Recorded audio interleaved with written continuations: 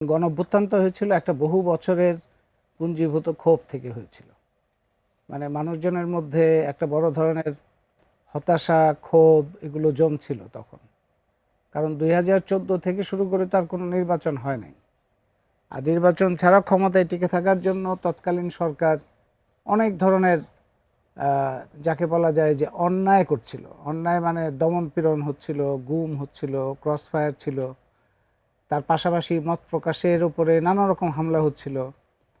আবার নিজেদের সমর্থক গোষ্ঠী তৈরির জন্য তারা যেমন বিদেশি বিভিন্ন গোষ্ঠীকে বাড়তি সুবিধা দেওয়া, দেশের মধ্যে একটা বড় ধরনের ধনিক গোষ্ঠী তাদেরকে যথেচ্ছাচার টাকা বানানোর জায়গা তৈরি করতে গিয়ে অর্থনীতির উপর চাপ সৃষ্টি, এর পাশাপাশি অত্যাচার একটা, মানে আপনি বিশ্ববিদ্যালয় হল থেকে শুরু করে বাজার পর্যন্ত এই সবগুলো নিয়ে মানুষের তার এই পাশাপাশি বিভিন্ন ধরনের দেশের মধ্যে গোয়েন্দা সংস্থা তৎপরতা, ডিজিএফআই তৎপরতা, আবার কিছু ইসলামিক গ্রুপকে ব্যবহার করা, এই সমস্ত অনেক কিছু হচ্ছিল। তো সেইগুলি থেকে যে ক্ষোভ, সেটারই আমরা বহিঃপ্রকাশ দেখি গণঅভ্যুত্থানে। এবং সেই গণঅভ্যুত্থানের এই এতগুলো পুঞ্জীভূত ক্ষোভের কারণে গণঅভ্যুত্থানের মধ্যে একটা প্রত্যাশা তৈরি হয়েছিল যে এমন একটা সরকার বা এমন একটা ব্যবস্থার মধ্যে আমরা যাব যেটাতে স্বচ্ছতা থাকবে, জবাবদিহি থাকবে, এবং সেখানে জনগণের অধিকার হবে সবচেয়ে বেশি, এবং বৈষম্যহীন বাংলাদেশের একটা স্বপ্ন তৈরি হয়েছিল।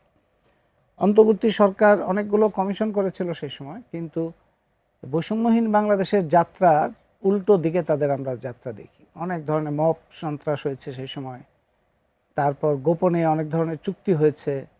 আবার হাসিনা আমলে যে সমস্ত চুক্তিগুলো হয়েছিল সেগুলিকে থেকে বের হওয়ার বদলে তারা নিজেরা নতুন নতুন নানা রকম চুক্তি করেছে, অনিয়ম, দুর্নীতি, সেগুলোরও অভিযোগ উঠছিল। তার ফলে অন্তর্বর্তী সরকারের একটা বড় ধরনের বলা যায় যে হতাশা তৈরি হয়েছিল, কিংবা আশাভঙ্গ তৈরি হয়েছিল। আবার একটা দক্ষিণপন্থী উত্থান, সেটাও আমরা দেখি, উগ্রপন্থী চিন্তাভাবনা, নারীর উপরে আক্রমণ, বিশ্ববিদ্যালয়গুলোতে জোর জবরদস্তি করা, শিক্ষকদের উপরে হামলা, এই সমস্ত নানান কিছু হচ্ছিল। তো সেগুলি থেকে মানুষ বাঁচবে এরকম একটা ধারণায় নির্বাচন আসে, এবং নির্বাচনের মধ্যে দিয়ে বর্তমান সরকার ক্ষমতায় আসছে।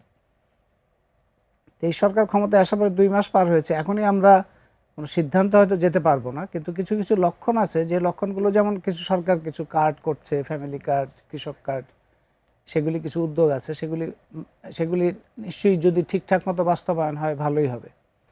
খাল কাটা, সেখানে আমাদের নদী নালা, খাল বিল অনেক রকম বিপর্যস্ত আছে, সেগুলির ব্যাপার আছে।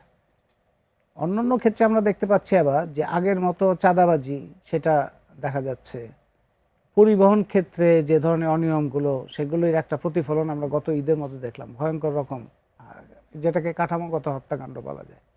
নিয়োগের ক্ষেত্রে আমরা পুরনো ধরনটা দেখতে পাচ্ছি, যে নিয়োগের ক্ষেত্রে যোগ্যতার চাইতে দলীয় আনুগত্য সেটা বেশি গুরুত্ব পাচ্ছে। বাংলাদেশ ব্যাংকের নিয়োগটা তো খুবই দৃষ্টিকটু ছিল। তারপরে আবার ব্যাংকিং খাতে এই যে গত সরকারের, মানে হাসিনা সরকারের সময় লুণ্ঠন, দুর্নীতি, সম্পদ পাচারের কারণে অনেকগুলো ব্যাংক ভয়ঙ্কর অবস্থায় পড়েছিল। সেগুলি ঠিকঠাক করতে গিয়ে পাবলিক মানি, মানে জনগণের অর্থ 20,000 কোটি টাকা দিয়ে সেগুলি ঠিকঠাক করার চেষ্টা হচ্ছিল। এখন আবার একটা আইনগত কিছু সংস্কার করা হচ্ছে, যাতে সেই পুরনো মালিকরা, যাদের ধরেন 70,000, 80,000 কোটি টাকা খেলাফি ঋণ, কিংবা যাদের বিরুদ্ধে অনেক সম্পদ লুণ্ঠন পাচারের অভিযোগ আছে, তাদের ফেরত আসার একটা রাস্তা আবার তৈরি করা হচ্ছে।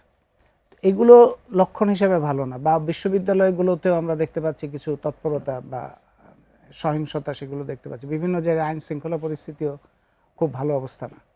এর মধ্যে জ্বালানি সংকট হলো, জ্বালানি সংকট যেভাবে সরকার সেটাকে ডিল করলো, সেটাও খুব খুব যে সুচিন্তিত বা যোগ্যতার সঙ্গে বা জনস্বার্থ চিন্তা করে করা হয়েছে তা হয়নি।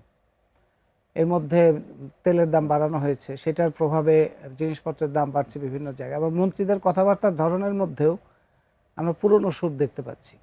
তো তার ফলে এটা একটা উদ্বেগের জায়গা তৈরি হয়েছে, যে আবার কি আমরা সেই পুরনো ধাঁচের মধ্যে ফেরত যাচ্ছি কিনা, সেটা একটা উদ্বেগের জায়গা তৈরি হয়েছে।